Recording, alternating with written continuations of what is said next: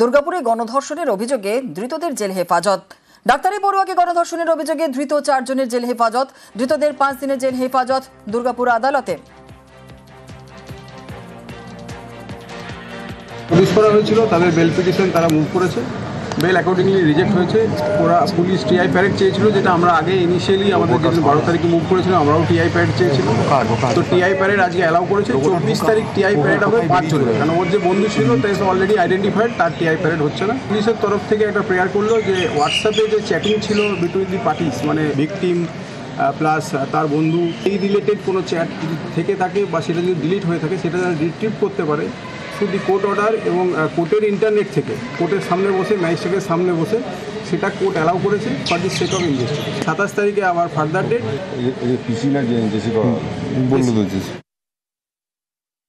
গত ডেটে, আগের ডেটে আমরা দুজন অ্যাকিউজ পার্সনকে প্রোডাকশন করানো হয়েছিল।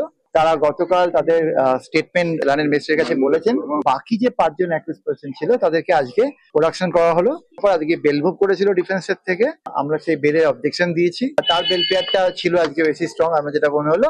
তার অ্যালিগেশন ছিল বা পয়েন্ট ছিল যে তার ক্লায়েন্ট রেপ করেনি। তো আমি আমাদের সিডির এভিডেন্স খুলে পেজ ওয়াইজ দেখিয়ে দিয়েছি যে কে কার কি ইনভলভমেন্ট আছে।